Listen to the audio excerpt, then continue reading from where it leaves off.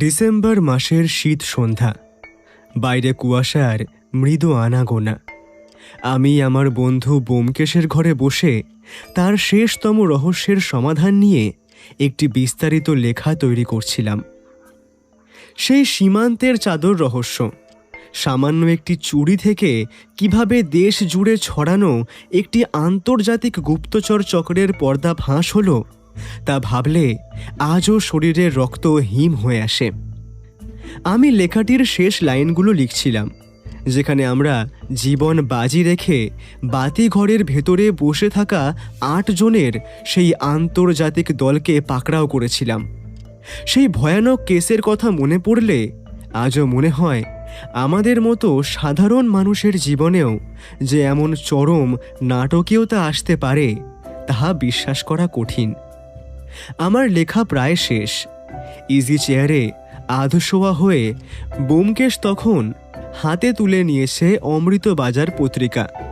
হাতের চায়ে একটা চুমুক দিয়ে সে আমার দিকে না তাকিয়েই জিজ্ঞেস করল, তোমার লেখা কদ্দূর? লেখা শেষ, কালকে প্রকাশকের বাড়ি পৌঁছে দিলেই হলো। এই নাও, এই খবরটা পড়ে দেখো। কিন্তু এই নতুন রহস্যে ঢোকার আগে আমার মনে সেই পুরনো কেসটার রেশ কাটছিল না। আমি কিছুক্ষণ চুপ করে থাকার পর বললাম, ব্যোমকেশ, একটা কথা জানতে চাই। বলছি, সীমান্তের চাদর কেসটায় যখন তুমি প্রথম বুঝলে যে সামান্য চুরির আড়ালে বিশাল বড় ষড়যন্ত্র আছে, তখন তোমার প্রথম সূত্রটা কি ছিল? সেই গবেষণাগারের একজন কর্মী নিখোঁজ ছিল। তার নাম ছিল দেবতোষ। প্রাথমিক তদন্তে সবাই ভাবল সে চুরি করে পালিয়েছে, কিন্তু দেবতোষের পুরনো জীবন বিশ্লেষণ করে আমি দেখলাম তার স্ত্রী গুরুতর অসুস্থ ছিলেন এবং চিকিৎসার জন্য তার প্রচুর টাকার প্রয়োজন ছিল।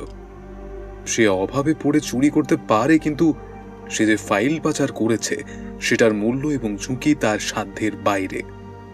আসলে সাধারণ চোর নগদ টাকা খোঁজে, কিন্তু দেবতোষ চুরি করেছিল একটি বিশেষ কোডেড ফাইল। যে ফাইল সে চুরি করেছে সে কোড ভাঙা তার পক্ষে অসম্ভব ছিল। চলো আমি ধরে নিলাম দেবতোষকে কেউ ব্যবহার করেছে, কিন্তু সেই ব্যবহারকারী অবশ্যই অত্যন্ত শিক্ষিত এবং প্রযুক্তিবিদ্যায় পারদর্শী। যখন আমি শুনলাম যে সেই ফাইলটি পাচারের জন্য নাকি একটি কুরিয়ার সংস্থাকে ব্যবহার করা হয়েছিল, তখনই আমি নিশ্চিত হলাম যে এর পেছনে একটি আন্তর্জাতিক ষড়যন্ত্র আছে। দেশপ্রেম বা বড় কিছু নয়, দেবতোষকে শুধু টাকার লোভ দেখানো হয়েছিল, কিন্তু সে জানতো না যে এই কাজ তাকে কোথায় টেনে নিয়ে যাবে। কুরিয়ার সংস্থা? কিভাবে? ওই কুরিয়ার সংস্থাটি ছিল ভুয়ো। মানে বাইরে থেকে দেখলে মনে হবে স্বাভাবিক পার্সেল ডেলিভারি, কিন্তু তাদের প্রত্যেকটি ডেলিভারি ভ্যানের ভেতরে ছিল অত্যাধুনিক এনক্রিপশন ডিভাইস। এই ডিভাইসগুলোই সেই কোডেড ফাইলটিকে বিদেশে পাঠাচ্ছিল। ফাইলটি একবার পাঠানোর পরেই দেবতোষকে সরিয়ে দেওয়া হয়েছিল। অবশ্য এই ব্যাপারটা আরো পরিষ্কার হলো যখন কুরিয়ার সংস্থার নথি পরীক্ষা করে দেখলাম তাদের কর্মীদের দেওয়া মোবাইল ফোনগুলো কেবল একটি নির্দিষ্ট বিদেশি নেটওয়ার্কের সঙ্গে কানেক্ট হয়েছে। ঠিক এই ভুলটাই তারা করেছিল। একজন সামান্য গোয়েন্দার পক্ষে এই সূক্ষ্ম প্রযুক্তিগত ভুল ধরা অসম্ভব ছিল, কিন্তু আমি জানতাম এত বড় অপরাধের জাল পাতার সময় ছোট ভুল হবেই। এরপর তুমি বাতি ঘরে সেই গ্যাংটার ডেরা খুঁজে বের করলে। সেটা তো ছিল অসম্ভব কাজ। অসম্ভব নয়, এটা ছিল গণিতের হিসেব। তারা নিয়মিতভাবে একটি নির্দিষ্ট ফ্রিকোয়েন্সিতে তাদের হেডকোয়ার্টারের সঙ্গে যোগাযোগ করত। আমি সেই ফ্রিকোয়েন্সির সামান্যতম বিচ্যুতি লক্ষ্য করলাম, যা সাধারণত সুন্দরবনের মতো প্রত্যন্ত এলাকা থেকে পাওয়া ঠিক উচিত নয়। এই বাতিঘরটা ছিল এমন একটি ভৌগোলিক অবস্থানে যেখান থেকে সিগন্যালগুলো শক্তিশালীভাবে পাঠানো সম্ভব।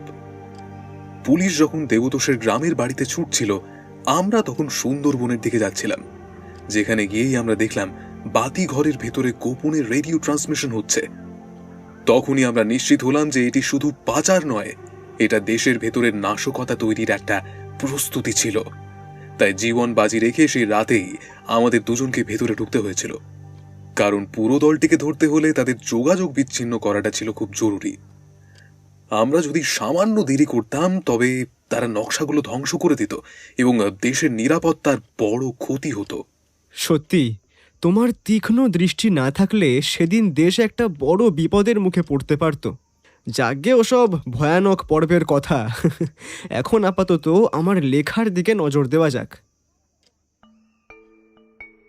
কিছুক্ষণ পর ব্যোমকেশের গতবারের কেসের লেখাটা শেষ করছি। কি অসাধারণভাবে সে খুনিকে ধরেছিল তার তুলনাই নেই। শহরের বুকে হয়ে চলছিল একের পর এক নির্মম খুন। পুলিশ যখন নাজেহাল, তখন আমার বন্ধুটি গিয়ে তদন্ত করে ব্যাপারটাকে, আর উঠে আসে চাঞ্চল্যকর তথ্য। তারপর রীতিমতো একরকম জীবন হাতে করে গুলির লড়াইয়ে পড়ে আমরা খুনিকে ধরি। পেশাদার অপরাধীরা যে কতটা নিষ্ঠুর হতে পারে সেই অভিজ্ঞতাই ডায়েরির পাতায় কলমবন্দি করছিলাম। মানুষের মনের অন্ধকার দিকটা একবার সামনে এলে বোঝা যায় যে সভ্যতার মুখোশটা কতটা পাতলা। বৌঠান এসে চা দিয়ে গিয়েছে। চাটা শেষ করে লেখাটাকে জমা দিতে নিয়ে যাব বলে গুছিয়ে রাখলাম। বাইরে এসে দেখি ব্যোমকেশ হাতে অমৃতবাজার পত্রিকাটা নিয়ে বসে পড়ছে আর চায়েতে চুমুক দিচ্ছে। আমায় দেখে খবর থেকে চোখ না তুলে জিজ্ঞেস করলো, ভাইয়া, তোমার লেখা কদ্দূর? লেখা শেষ, কালকে প্রকাশকের বাড়ি পৌঁছে দিলেই হলো। এই নাও, এই খবরটা পড়ে দেখো। তোমাকে সবসময় বলি না, খবরের কাগজের ভেতরের পাতায় ছোট ছোট খুনের খবরগুলো ভালো করে খুঁটিয়ে দেখা দরকার। পুলিশ এগুলোকে সাধারণ ছিনতাই বা শত্রুতা বলে এড়িয়ে যায়, কিন্তু অনেক সময় এগুলোর পেছনে আসল রহস্য লুকিয়ে থাকে। দেখো, আজকে ঠিক সেই রকম একটা ঘটনার কথা বলা আছে। খবরের কাগজটা আমার দিকে বাড়িয়ে দিল ব্যোমকেশ। আমিও কাগজটা হাতে নিয়ে পড়লাম। একদম শেষের একটা পাতাতে ছোট্ট করে লেখা, বাড়িকুঞ্জ ভবনে খুন হয়েছেন ব্যবসায়ী দীনবন্ধু সাহা। তাকে কেউ ধারালো ছুরি দিয়ে খুন করে গিয়েছেন বাড়িতে এসেই। পুলিশ ঘটনার তদন্ত করছেন, খুনের কারণটা স্পষ্ট নয়। পড়ার পরে ব্যোমকেশকে কাগজটা দিয়ে বললাম, এ তো জমজমাট কাণ্ড ব্যোমকেশ। বাড়ির ভিতরে এসে খুন করে যাচ্ছে, তাও দিনে দুপুরে। মানুষ যত উন্নত হবে তার খুন করার পদ্ধতিও আরো অনেক উন্নত হবে। এটা আদি অনন্তকাল থেকে হয়ে আসছে ভাইয়া। সামাজিক উন্নতি হলে তার খুন করার নিয়মও নির্মম হবে। আসলে অপরাধীরা এখন আগের চেয়ে অনেক বেশি সতর্ক। তারা জানে পুলিশ কোন পথে তদন্ত করবে, তাই তারা খুনের পদ্ধতি বদলে ফেলছে। বুদ্ধির লড়াইতে হারলে তবেই তো তারা পুলিশের জালে ধরা দেয়। আর সেই জন্যই তোমার মতো আরও অনেকগুলো ব্যোমকেশকে দরকার পড়বে সমাজের। বৌঠান এসে বসলো আমাদের মাঝে। কি গল্প হচ্ছে দুটিতে মিলে? এই যে তোমার ঠাকুরপো আমাদের সমাজ স্বাধীনতাকে নিয়ে বড্ড বেশি ভাবছে। আমি বলছি আমাদের একজন নয়, আরও অনেক ব্যোমকেশ দরকার আছে। সব আসল জিনিস না একটাই হয়। রামকৃষ্ণ একজনই, বিদ্যাসাগরও একজনই, আবার ভগবান শ্রীকৃষ্ণও একজনই ছিলেন, তাই ব্যোমকেশও একজনই। তাছাড়া সবার কি আর তো মাথা ঘামানোর ক্ষমতা আছে ঠাকুরপো? বুদ্ধি আর ধৈর্য, এই দুটো না থাকলে ব্যোমকেশ হওয়া যায় না। মানে ভাগ দেবে না বলছো? তা তো তুমি যথার্থই বলেছ ঠাকুরপো। তোমার বন্ধু যা করে সেটা তো আর সাধারণ কাজ নয়। ওর মতো কাজ করতে গেলে না বুকের পাটা লাগে। সব জিনিস কি আর ভাগাভাগি হয়? একটা জিনিস সবসময় খেয়াল করে দেখবে, বেশিরভাগ খুনগুলো হয় পারিবারিক অশান্তি কিংবা লাভ, কখনো কখনো ব্যক্তিগত শত্রুতা। খুনিরা এই তিনটের বাইরে বেরোতেই পারল না। যতই পরিকল্পনা করুক না কেন, খুনের মূলে থাকে সেই পুরনো আদিম লোভ কিংবা রাগ। এর বাইরে যাওয়ার ক্ষমতা খুব কম খুনিরই থাকে। তাহলে আমি বরং এই তিনটের বাইরে একটা খুন করি। কারণ একটাই, বন্ধুত্বের জন্য খুন। কি বলো, হ্যাঁ? সেই খুনের তদন্ত করতে না হয় তুমিই আসলে, কারণ রাখাল বাবুর সে এলেম নেই। বাড়িকুঞ্জ ভবনের খুনটায় যে তোমায় এখনো ফোন করে ডাকেনি কেন, আমি তো সেটাই ভাবছি। অত বারবার ব্যোমকেশকে ডাকলে তার পুলিশ ভাবনায় আঘাত আসেই। ওরা যখন নিজেরা কোনো কিনারা করতে পারে না, একদম দেওয়ালে পিঠ থেকে যায়, তখনই ব্যোমকেশের খোঁজ পড়ে। আমাদের গল্প বেশ জমে উঠেছিল, কিন্তু তখনই কলিং বেলের শব্দ এলো। আমি উঠে গিয়েই দরজা খুলতে একজন মাঝবয়স্ক ভদ্রলোক ঘরের ভিতরে এলেন। আমার দিকে তাকিয়ে নমস্কারের ভঙ্গিতে বললেন, এটা কি মিস্টার ব্যোমকেশের বাড়ি? ভদ্রলোক মধ্যবয়সী, পরনে ধুতি, পাঞ্জাবি, মসলিনের দামি পোশাক, হালকা গোঁফদাড়ি, ফর্সা রং, গায়ে সুগন্ধির গন্ধ, সোনায় বাঁধানো একটা চশমা, পায়ে চামড়ার মোটা জুতো। লোকটিকে যথেষ্ট সুদর্শন বলা চলে। উঁচু লম্বা শরীর, চেহারা না মোটা না রোগা না হালকা, এক মাথা কালো কোঁকড়া চুল, মুখে ভয়ের ছাপ আর গম্ভীরতা।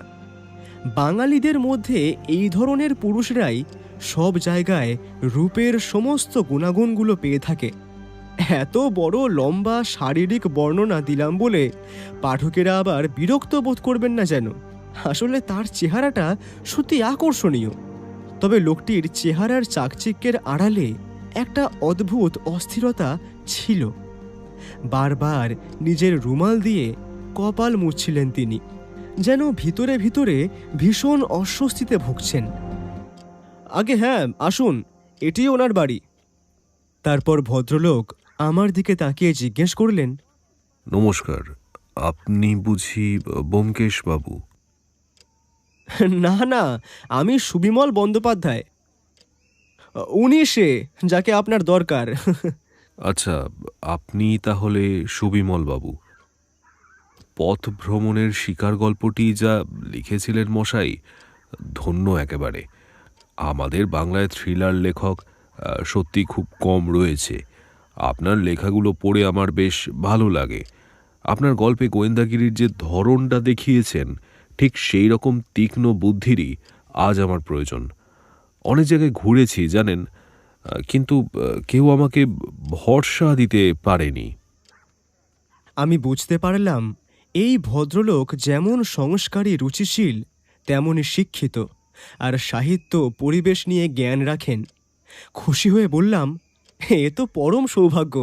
পাঠকের ভালো লাগলে একজন লেখকের এর চেয়ে বেশি আনন্দ আর কিসে হতে পারে বলুন তো। ধরে নিন আজকে পথভ্রমণের শিকার গল্পটার পূর্ণ সার্থকতা পেল। আমি আর ব্যোমকেশ সোফাতে এসে বসলাম। ভদ্রলোক আমাদের উল্টো দিকের সোফাতে বসে হাঁপ ছাড়লেন। বৌঠান আমাদের জন্য চা নিয়ে আসতে গেল। ভদ্রলোকের মুখ আবার প্রথমে যেমন থমথমে গভীর ছিল, ঠিক তেমনই মুখ আবার কিছুক্ষণের পরে ফিরে এলো। লোকটির সামনে গ্লাসে রাখা জলটা ঢকঢক করে খেয়ে নিয়ে দুটো পায়ে পা ঘষতে লাগলেন। ব্যোমকেশ লোকটির বসার ভঙ্গি আর হাতের আঙুলের কাঁপুনি খুব মন দিয়ে দেখছিল।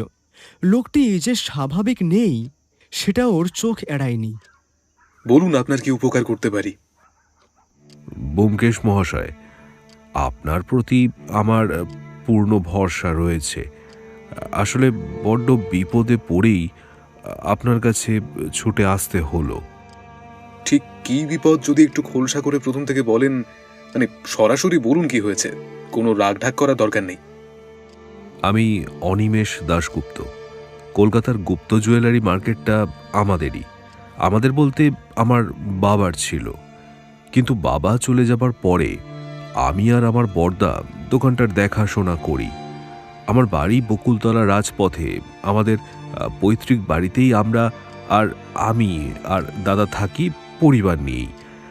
আমার বৃদ্ধা মা এখন দিদির বাড়ি।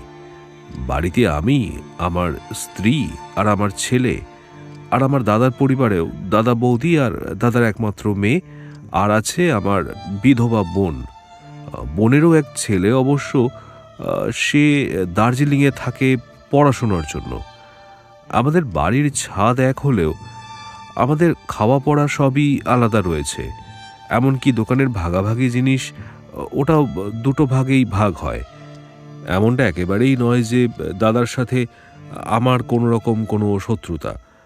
দুজনেই শান্তিপূর্ণভাবে থাকবো বলে আগের থেকেই সবই ভাগাভাগি করে নিয়েছি। পারিবারিকভাবে সব কিছু মিটে থাকলেও কয়েকদিন ধরে একটা চাপা আতঙ্ক আমাকে তাড়া করছে। বাড়ির ভেতরে কিছু অস্বাভাবিক জিনিস নজরে পড়ছে, যা আমি কাউকে বোঝাতে পারছি না। তাহলে আপনার সমস্যাটা ঠিক কি? ব্যোমকেশবাবু, আমার কেমন জানি মনে হচ্ছে আমি খুন হয়ে যাব। আমি অবাক হয়ে ব্যোমকেশের দিকে তাকালাম। ওর ভ্রু কুঁচকে রয়েছে। ব্যোমকেশ অনিমেষ বাবুকে জিজ্ঞেস করল, ঠিক কী কারণে মনে হচ্ছে আপনি খুন হতে পারেন?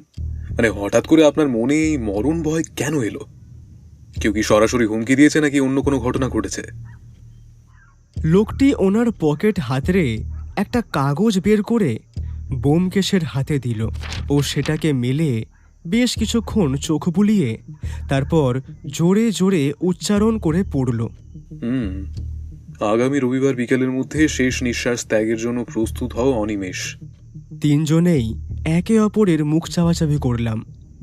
চিঠির ভাষাটা যেমন সহজ, হুমকিটা ঠিক তেমনই ভয়ঙ্কর। কোনো আড়ম্বর নেই, সরাসরি মৃত্যুর পরোয়ানা। ব্যোমকেশ চিরকুটটার এপাশ ওপাশ ভালো করে পরীক্ষা করে বলল, সবকটা লেখা ছাপার অক্ষরে। চিরকুটের মালিক চেয়েছিল যেন কারোর হাতের লেখা ধরা না পড়ে যায়, তাই বুদ্ধি করে কোনো রকম হাতের লেখা ছাড়াই শুধুমাত্র ছাপার মাধ্যমে অক্ষর কেটে এটা আপনাকে পাঠানো হয়েছে অনিমেষবাবু। অনিমেষবাবু দুই দিকে সম্মতিসূচক মাথা নাড়লেন। আচ্ছা, ঠিক কতদিন আগে আর কিভাবে এই চিরকুটটা আপনার হাতে এসেছিল মনে করতে পারবেন? আসলে রাতে বরাবরই আমাদের দেরি করে ঘুমানো অভ্যাস।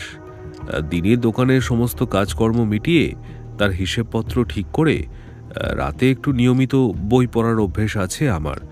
তো গত 4 দিন আগে আমি বিভূতিভূষণ বন্দ্যোপাধ্যায়ের দেবযান বইটি পড়ছিলাম। ওটা পড়া হয়েছে, অতটা বুকমার্ক দিয়ে আমি বইটি আবার রেখে দিই আমার পড়ার টেবিলে। কিন্তু পরের দিন রাতে আমি যখন আবার বইটা পড়া শুরু করি, আমি এই চিরকুটটা বুকমার্কের পাশে খুঁজে পাই। বইটা আমার ঘরের টেবিল ল্যাম্পের পাশেই রাখা থাকে। বাড়ির বাইরের কেউ ঘরে ঢুকে বইয়ের ভেতরে চিরকুট রেখে যাবে, এটা অসম্ভব। তাহলে এই কারণের জন্য আপনার বারবার মনে হচ্ছে যে আপনি খুন হতে পারেন, তাই তো অনিমেষবাবু? আগে হ্যাঁ ব্যোমকেশ বাবু। কাজটা যে বাড়ির কেউ করেছে তা ঠিকই বোঝা যাচ্ছে। আচ্ছা, আপনার বাড়িতে কোনো কাজের লোক রয়েছে? একজন কাজের মেয়ে রয়েছে, তবে সে বাইরের কাজ করে বিকেলের মধ্যেই বাড়ি চলে যায়। বাকি সব কাজ আমার গিন্নি আর বোনই সামলায়। তা আপনার বোন কার কাছে থাকে, আপনার নাকি আপনার দাদার কাছে? বোনকে আমি আমার কাছেই রেখে দিই, তবে আমার দাদাও বোনকে ভীষণই ভালোবাসে। তাছাড়া বাবার মৃত্যুর আগে বোন বিধবা হয়ে যায়, তাই বাবা বোনের জন্য বাড়িতে ঘর নির্দিষ্ট করেই রেখেছিলেন। আমাদের বাড়িতে ঘরগুলো সব লাগোয়া, মাঝখানে একটা লম্বা বারান্দা, যেটা দিয়ে দুই পরিবারের লোকই যাতায়াত করে। তাই কার ঘরে কে কখন ঢুকছে সেটা সবসময় খেয়াল রাখা সম্ভব হয় না। আচ্ছা, আপনি দেবযান যে বইটা পড়েছেন এটা আর কে কে জানতো বাড়ির? আমি যে রাতে বই পড়ি এটা আমার বাড়ির সবাই ছাড়াও কর্মক্ষেত্রেও অনেকে জানে। আসলে এটা আমার ছোটবেলা থেকেই অভ্যেস। সারাদিনে আপনার ঘরে কে কে আসে? আমার স্ত্রী, ছেলে, আমার দাদার মেয়ে, কখনো কখনো আমার বোন। তার কি আপনার বইতে কখনো হাত দেয়? অনিমেষবাবু দুই দিকে সম্মতিসূচক মাথা নাড়লেন। দেখুন, ঘর পরিষ্কার পরিচ্ছন্ন তো বাড়ির মেয়েরাই করে, তাই হাত দেওয়াটাও হয়তো অস্বাভাবিক নয়।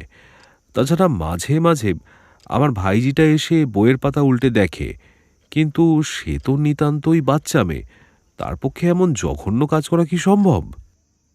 ব্যোমকেশ একটা সিগারেট ধরিয়ে টান দিল। অনিমেষবাবুর দিকেও একটা এগিয়ে দিতে গেলে তা তিনি প্রত্যাখ্যান করলেন। ও এক মুখ ধোঁয়া টেনে বলল, আপনার কি কাউকে সন্দেহ হয় অনিমেষবাবু? অনিমেষবাবু এক নাগাড়ে হাতের নখ খুঁটে যাচ্ছিলেন। এবার একটু গম্ভীর হয়ে বললেন, আমার সবাইকেই সন্দেহ হয় ব্যোমকেশবাবু, তাই আপনার কাছেই ছুটে আসা। আগে যাকে সবচেয়ে কাছের লোক বলে ভাবতাম, এখন মনে হচ্ছে সেই হয়তো আড়ালে ছুরি সানাচ্ছে। বিশ্বাস জিনিসটাই হারিয়ে ফেলেছি মশাই। এই চিরকুটের কথাটা বাড়ির কেউ জানে? ভয় পাবে বলে বাড়ির সবাই, আমি কাউকে কিছু বলিনি। আজকে মঙ্গলবার, তাই আপনার হাতে এখনো সময় আছে 5টা দিন। আশা করি এর মধ্যে আর হামলা হবে না। আপনি নিশ্চিত হয়ে বাড়ি যান, আমি আগামীকাল আপনার বাড়ি গিয়ে দেখছি। এই কটা দিন একটু সাবধানে থাকবেন। বাইরের খাবার বা পানীয় খাওয়ার সময় সতর্ক হওয়া দরকার। তারপর ব্যোমকেশ আমার দিকে ফিরে বলল, এই বন্ধু, অনিমেষ বাবুর ঠিকানাটা একটু লিখে নাও। অনিমেষবাবু ব্যোমকেশকে কিছু আগাম টাকা দিতে চাইলেও সে সেটা ফিরিয়ে দেয় আর প্রত্যুত্তরে বলে, আমি রহস্য উদ্ঘাটন না করা পর্যন্ত কোনো রকম কোনো সাম্মানিক নিই না অনিমেষ বাবু। আমায় আপনি ক্ষমা করবেন, টাকার চেয়ে সত্যের দাম আমার কাছে অনেক বেশি। আপনি সুস্থ শরীরে বাড়ি ফিরে যান, সেটাই আমার বড় পাওয়া হবে। কিন্তু দয়া করে ব্যোমকেশবাবু, আমাকে বাঁচান আপনি। আর আমি যদি এর মধ্যে মারাও যাই, তবে আমার খুনের তদন্তটা অবশ্যই করবেন। আমি চাই আমার খুনি যথাযথ শাস্তি পাক। তারপর নমস্কার জানিয়ে বেশ কালো গম্ভীর ভয়ার্ত মুখে অনিমেষবাবু চলে গেলেন।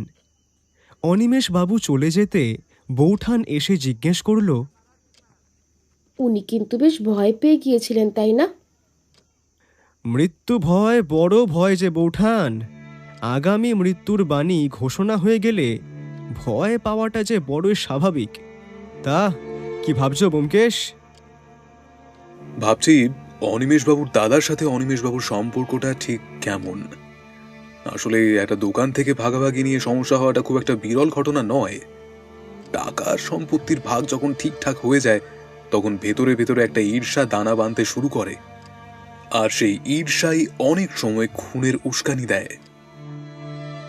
বাইরের কোনো কর্মচারী বা কেউ বা অনিমেষবাবুর কোনো পুরনো শত্রুও তো হুমকি দিতে পারে। সেক্ষেত্রে ঘরে এসে খুন করা বা হুমকি চিঠি ব্যাপারটা বড্ড কল্পনাশ্রয়ী হয়ে যাবে। মাথা খাটা অনুসোয়া, মাথা খাটাও, এ অত সহজ নয়। জটিল মস্তিষ্কের কোনো মাথা কাজ করছে এসবের পেছনে।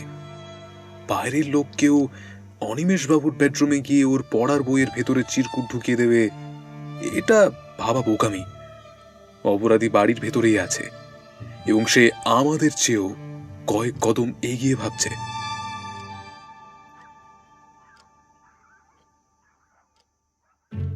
পরের দিন বিকেল নাগাদ আমি আর ব্যোমকেশ ট্যাক্সি ধরে পৌঁছে গেলাম অনিমেষ বাবুর বাড়ির ঠিকানায়। বকুলতলা রাজপথ রোড আমাদের বাড়ি থেকে যেতে প্রায় 1 ঘন্টা সময় লাগলো। বড় পৈতৃক বাড়ি। বাড়ির সামনে বেশ অনেকটা জায়গা নিয়ে 2 ধারে অনেক বাগান। শান্ত নিরিবিলি ছিমছাম পরিবেশ। বাড়িতে ঢুকলেই মনটা কেমন যেন শান্ত শান্ত লাগলো। আসলে ঘিঞ্জি কলকাতা শহর থেকে এতটা দূরে এমন নিরিবিলি পরিবেশে যে কোনো জায়গা থাকতে পারে আমার তেমন কোনো ধারণা ছিল না। পুরনো জমিদারি আমলের বড় বড় থামওয়ালা বাড়ি। এককালে হয়তো খুব জাঁকজমক ছিল, এখন শ্যাওলা আর আগাছায় কিছুটা ম্লান হয়ে এসেছে। তবে বাড়ির গাম্ভীর্য আজও অটুট। মূল সদর দরজা পেরিয়ে ভিতরের দরজায় এসে কলিং বেল বাজাতেই একজন অল্পবয়স্কা সাদা শাড়ি পরা মহিলা বেরিয়ে এসে গেট খুলে দিলেন। বুঝতে পারলাম ইনি অনিমেষ বাবুর বোন। আমাদের পরিচয় না পেয়ে ঘোমটাটা আর একটু সামনে এগিয়ে দিলেন। মহিলার চোখে মুখে একটা অদ্ভুত বিষণ্ণতা ছিল, যেন এই বিশাল বাড়ির একাকিত্ব ওর ওপর ভর করেছে। আগে অনিমেষ বাবু আছেন? হ্যাঁ, আপনারা আসুন, উনি ওনার ঘরেই রয়েছেন। আমরা ওনার সাথে ভিতরে আসলাম। বড় বড় সিঁড়ি পেরিয়ে উঠলাম দোতলায়। একটা কাঠের পুরনো আমলের নকশা আঁকা দরজার সামনে গিয়ে মহিলাটি ডাক দিলেন, ছোটদা, এই ছোটদা, তোমার সঙ্গে দেখা করতে দুজন এসেছে। অনিমেষ বাবু সঙ্গে সঙ্গেই দরজা খুলে আমাদের দেখে বেশ খুশি হলেন। আরে ব্যোমকেশবাবু, আসুন আসুন, আপনাদেরই অপেক্ষায় ছিলাম। আপনাদের দেখে আমার ভয়টা বিন্দুমাত্র হলেও কমেছে, কিন্তু কাল রাত থেকে আমি ঠিকমতো চোখের পাতা এক করতে পারিনি মশাই। মনে হচ্ছিল দেওয়ালের আড়াল থেকেও কেউ আমাকে লক্ষ্য করছে। আরও একজন মহিলার হাঁক পেলাম বাইরে থেকে। কি রে পদ্মা, কে আসলো এ সময়? কথা বলতে বলতে সেই শব্দের মালিকানারও দেখা পাওয়া গেল। হলুদ শাড়ি পরে বেশ একজন লম্বা চওড়া মহিলা এসে দাঁড়ালেন অনিমেষ বাবুর দরজার সামনে। অনিমেষ বাবুই পরিচয় করিয়ে দিলেন। ও আমার বোন পদ্মা, আর আমার স্ত্রী সুনন্দা। ভদ্রলোক তারপর বললেন, সুনন্দা, এনারা আমার বন্ধু ব্যোমকেশ আর অজিত বন্দ্যোপাধ্যায়। যাও, কিছু জলখাবারের ব্যবস্থা করো এনাদের জন্য। আরে না না, অত ব্যস্ত হতে হবে না। আমরা বেশিক্ষণ থাকবো না, কিছুক্ষণ গল্পগুজব করে চলে যাব। শুধু শরীরটা কেমন আছে দেখতে এলাম আর কি। বুঝলাম অনিমেষ বাবু আমাদের পরিচয় গোপন রাখতে চান। তারপর ভিতর থেকে দরজা বন্ধ করে দিয়ে আমাদেরকে সোফায় বসতে বলে নিজেই বলেন, আপনাদের যা যা দেখার সবই দেখে নিন। চিঠিটা পাওয়ার পর থেকে ঘরের জানলাগুলো আমি আর খুলছি না। কেমন যেন একটা দম বন্ধ করা অস্বস্তি হচ্ছে সব সময়। অনিমেষ বাবুর সাথে আমরা সারা বাড়ি এবং ছাদে এবং পেছনের বাগানের দিকটাও ভালো করে ঘুরে দেখলাম। পুরনো আমলের বাড়িগুলো বরাবরই আমার বেশি পছন্দের। বেশ উঁচু করে গাঁথা ছাদের দেওয়াল, ঘর কড়ি বর্গার, ঠান্ডা লাল শানের মেঝে, সিঁড়ির রেলিং থেকে শুরু করে দরজার পাল্লা সবই বেশ মজবুত কাঠের। এই বাড়ির কাঠামোটা এমন যে পেছনের বাগানের দিক দিয়ে কেউ অনায়াসে ছাদে উঠে আসতে পারে, যদি সে চটপটে হয়। তবে সবচেয়ে যেটা আকর্ষণীয় সেটা হলো অনিমেষ বাবুর লাইব্রেরি বা গ্রন্থাগার। দেশ বিদেশের দুষ্প্রাপ্য সব বইয়ের সংগ্রহশালা সেইটি। একটা ঘর জুড়ে পুরোটাই বই, এবং বই রাখার কত রকম যন্ত্র, কায়দা কানুন। বইয়ের পাতা যাতে হলুদ না হয়ে যায়, যাতে পোকা না লাগে, তার জন্য হাজার রকম যত্ন। কিছু কিছু মানুষ সত্যি এমন বই পাগলা হয় যে দেখেও ভালো লাগে। ব্যোমকেশ আলমারির তাকে সাজানো বইগুলোর মাঝখানের ফাঁকগুলো খুঁটিয়ে দেখছিল। অনিমেষ বাবুর স্ত্রী গিরিবালা দেবী আমাদের জন্য লুচি, তরকারি, মিষ্টির ব্যবস্থা করেছিল। তারপর আমরা অনিমেষ বাবুকে জিজ্ঞেস করলাম, আচ্ছা, আপনার দাদার সাথে আপনার কি কোনো রকম কোনো ঝামেলাই হয়নি? মানে দোকান, টাকা পয়সা এসব নিয়ে? না, কোনো ঝামেলা যে হয়নি এটা বলা ভুল। দোকানের হিসেবপত্র, বাড়ির ভাগাভাগি নিয়ে সামান্য মনোমালিন্য তো হয়েছে, তবে সেটা যে খুনের পর্যায়ে চলে যাবে এমনটা নয়। আমার দাদা হয়তো এখন বাড়ি নেই, থাকলে আপনার সাথে কথা বলাতাম। একটা ছোট 9-10 বছরের বাচ্চা ছেলে খেলতে খেলতে ঘরে চলে আসলো আমাদের কথা বলার মাঝখানে। অনিমেষ বাবু তাকে দেখিয়ে বললেন, এটা আমার ছেলে শঙ্খদীপ্ত। আর পিছন পিছন একটি মেয়েও ঘরে ঢুকলো। উভয়ের হাতেই বল দেখে বোঝা যায় ওরা খেলায় ব্যস্ত ছিল। আরও আমার দাদার মেয়ে রিনা। রিনা শঙ্খের থেকে বছর 2-1 বড়। শুনুন, যতক্ষণ ঘরে থাকবেন দরজা ভেতর থেকে বন্ধ করে রাখবেন। রাতে জানলাগুলো পারলে বন্ধ করে দেবেন। হ্যাঁ, একদম ভয় পাওয়ার দরকার নেই। আশা করি কোনো সমস্যা হবে না। আর এই রইল আমার টেলিফোন নাম্বার। কোনো সমস্যা হলে অবশ্যই যোগাযোগ করবেন অনিমেষবাবু। রাতের দিকে বাড়ির মূল ফটকটা একবার যাচাই করে নেবেন, কেমন? বাইরের লোক যাতে কোনো সুযোগ না পায়। সেদিন ওই বলে বাড়ি চলে আসি আমরা। ট্যাক্সিতে বসে ব্যোমকেশকে জিজ্ঞেস করি, আচ্ছা ব্যোমকেশ, তুমি কি কাউকে সন্দেহ করলে? আমি এটা বুঝলাম না, তোমার আমার সাথে থেকেও এতটুকু পর্যবেক্ষণ ক্ষমতা হলো না কেন? ব্যোমকেশের মাঝে মাঝে এমন কথা বলার স্বভাব রয়েছে, কিন্তু তবুও মনের মধ্যে একটা কৌতূহল কাজ করছিল। তাই আবারও বললাম, যতটা বোকা বোধহয় ভাবো ততটা আমি নই। খেয়াল আমিও করেছি, অনিমেষ বাবুর বিধবা বোন পদ্মা বারবারই আমাদের কথাগুলো আড়াল থেকে শুনছিল। আমরা যেখানেই যাচ্ছিলাম আড়ালে লুকিয়ে আমাদের সাথে সাথেই আসছিল। একদমই ঠিক। এই তো আস্তে আস্তে তোমার মাথাটা তো দেখছি খুলছে। পদ্মা দেবী যেভাবে বারবার ওনার আঁচল দিয়ে হাত মুছছিলেন আর আড়াল থেকে আমাদের দিকে তাকাচ্ছিলেন, সেটা নিছক কৌতূহল নাও হতে পারে। তাহলে কি পুরো সন্দেহ অনিমেষ বাবুর বোন পদ্মার উপরে গিয়ে পড়ে? পড়তেও পারে, আবার নাও পড়তে পারে। নিতান্ত কৌতূহল বশত এটা হতে পারে। হয়তো তিনি কিছু একটা আড়াল করার চেষ্টা করছেন, অথবা কারোর গতিবিধির উপর নজর রাখছেন।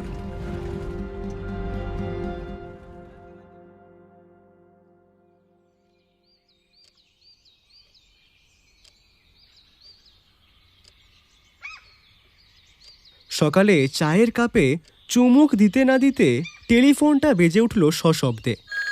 ব্যোমকেশ গিয়ে রিসিভারটা কানে দিয়েই প্রথম বলল, হ্যালো। অপর পাশ থেকে কি উত্তর এলো জানলাম না, শুধু ব্যোমকেশের মুখে কতগুলো কথা শোনা গেল। আচ্ছা, কখন? চিন্তা করতে হবে না, সাবধানে থাকুন। রিসিভারটা নামিয়ে রেখে সোফাতে বসল ব্যোমকেশ। ওর কপালে একটা মোটা ভাঁজ পড়েছে। এই ভাঁজটা আমার খুবই চেনা। যখন কোনো কেস নিয়ে ব্যোমকেশ খুব মেতে থাকে কিংবা হিসাব মেলানো যায় না, তখনই ওর কপালে এমন ভাঁজ ফুটে ওঠে। দেখলাম সে একটা সিগারেট বের করে ঘন ঘন সেই সিগারেটে টান দিতে লাগলো। সিগারেটের ছাইটা অ্যাশট্রেতে ঝাড়তে ঝাড়তে ও অনিমেষ বাবুর বাড়ির নকশাটা মনে করার চেষ্টা করছিল। ওর চোখের দৃষ্টি অনেক বেশি গম্ভীর দেখাচ্ছিল। কি ভাইয়া, কে ফোন করেছিল? সমস্যা এত সহজ নয়, সমস্যা অনেক বড় এবং জটিল। কি হয়েছে? অনিমেষবাবু ফোন করে জানালেন গত রাতে অনিমেষবাবুর বোন পদ্মার উপর আঘাত হয়েছে। ঘুমের মধ্যে তাকে কেউ যেন বালিশ চাপা দিয়ে মারার চেষ্টা করেছিল। তবে ঘটনার আকস্মিকতা এবং ঘুম থাকার কারণে আগন্তুকের মুখ দেখা যায়নি। ঘটনার পর থেকে বড্ড ভয় পেয়ে আছে পদ্মা। কে এবং কেন কাজটি করলো সেটা জানা যায়নি। আচ্ছা সুবিমল, আঘাতটা পদ্মার উপর কেন হলো? হুমকি তো এসেছিল অনিমেষবাবুর নামে। তবে কি খুনি তার লক্ষ্য বদলেছে, নাকি পদ্মা এমন কিছু জেনে ফেলেছিল যা তার প্রাণ নাশের কারণ হতে পারত? এই যে দেখছি জট ছাড়ছে না, বরং জট যে আরো বেশি ঘনীভূত হচ্ছে। তবে একটা কারণ হতে পারে এই আক্রমণের পেছনে। কি কারণ?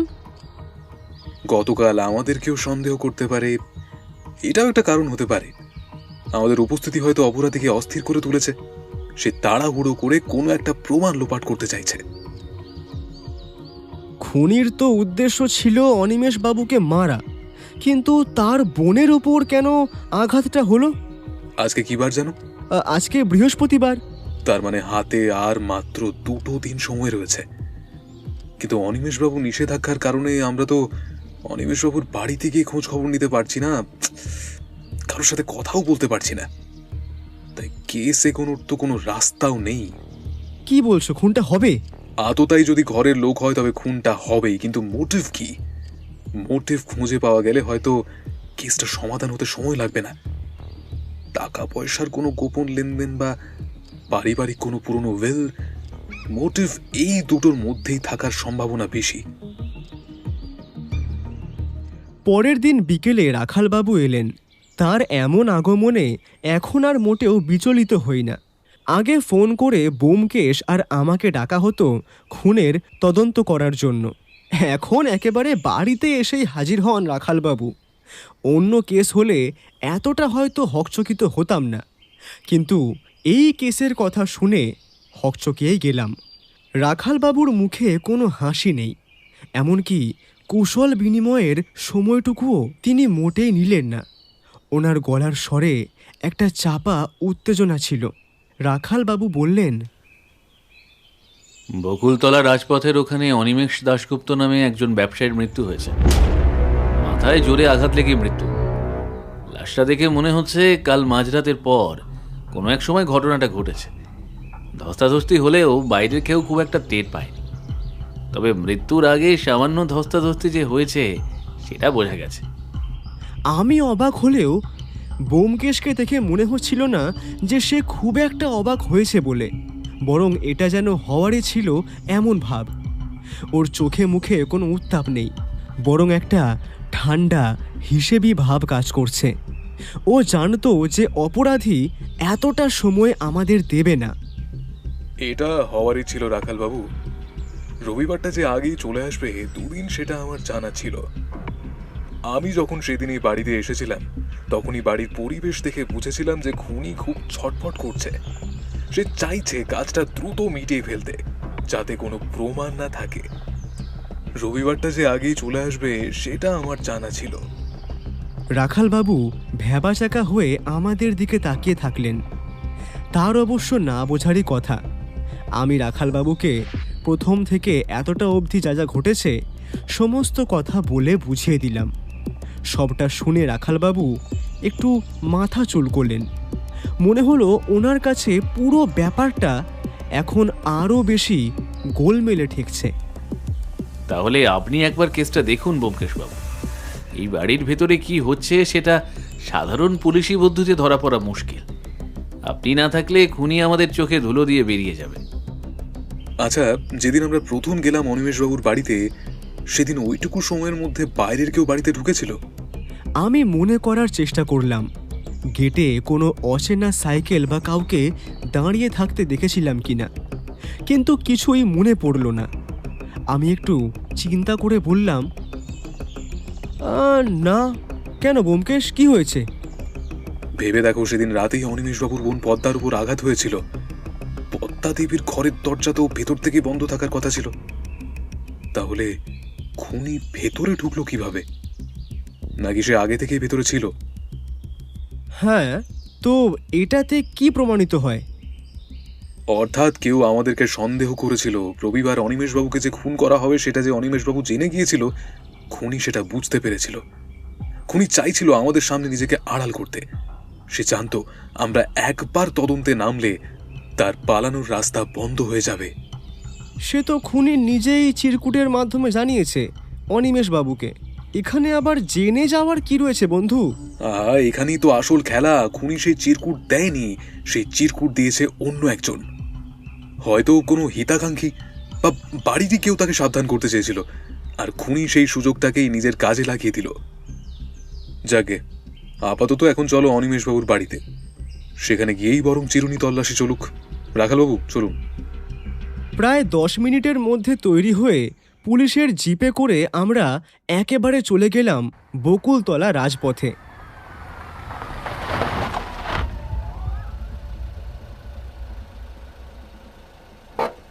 অনিমেষবাবুর বাড়িতেই কয়েকজন পুলিশ কনস্টেবল বাইরে পাহারায় ছিল। আমাদের দেখে তারা সেলাম দিল। আমরা 3 জন কতদিনের পথ দিয়ে সোজা উঠে আসলাম অনিমেষবাবুর ঘরে। চক দিয়ে আঁকা অনিমেষবাবুর মৃতদেহের অবস্থানটা খাটের পায়ার আর একদম কাছে। ঘরের মেঝেতে রক্তের ছোট ছোট দাগ শুকিয়ে কালচে হয়ে গিয়েছে। দেখে মনে হচ্ছে অনিমেষবাবু কোনো কিছু ধরার চেষ্টা করছিলেন। ঘরের মধ্যে কিছু একটা নেই নেই মনে হচ্ছে, যেটা গতদিন ছিল কিন্তু আজকে নেই। সুমিমল, ঘরটা ভালো করে দেখো তো, কোনো আসবাব কি সরানো হয়েছে নাকি কোনো ছোট জিনিস উধাও। তারপর সামান্য এদিক সেদিক ঘুরতে ব্যোমকেশ আবার বলল,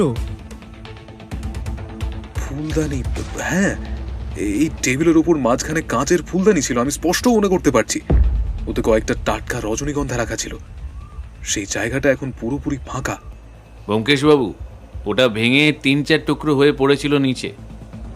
আমরা ওটা ফরেন্সিকে পাঠিয়েছি। যতদূর মনে হচ্ছে ফুলদানির আঘাতেই মৃত্যুটা হয়েছে। মারাত্মক জোর ছিল হাতে, একবারের আঘাতেই মানুষটা শেষ হয়ে গেছে। ব্যোমকেশ নিচু হয়ে চারপাশের মেঝে, খাটের তলা সমস্ত কিছু পরীক্ষা করতে লাগলো। ওর হাতে একটা ম্যাগনিফাইং গ্লাস ছিল না ঠিকই, কিন্তু ওর চোখ দিয়ে মেঝের প্রতিটি কোণ যেন মাপছিল।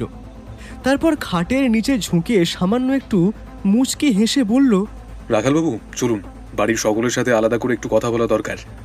মানুষকে মিথ্যে বলা শেখানো যায়, কিন্তু মানুষের বসার ভঙ্গি বা কথা বলার স্বর অনেক সময় আসল সত্যিটা বলে দেয়। আমি সেই ব্যবস্থা অনেকক্ষণ আগেই করে রেখেছি। আপনি আসুন বাইরের ঘরে। ও, আরেকটা কথা রাখালবাবু, যখন আপনি ঘরে এলেন তখন ঘরের জানালাগুলো কি বন্ধ ছিল?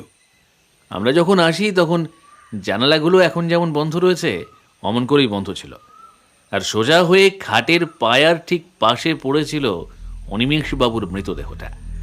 আঘাতটা একেবারে কপাল বরাবর হয়েছিল, তাতেই মৃত্যু। পুরো ঘরটা সিল করা ছিল। খুনি যে ঘরেই ছিল বা ঘরের দরজা দিয়ে বেরিয়ে গেছে সেটা নিয়ে কোনো সন্দেহ নেই।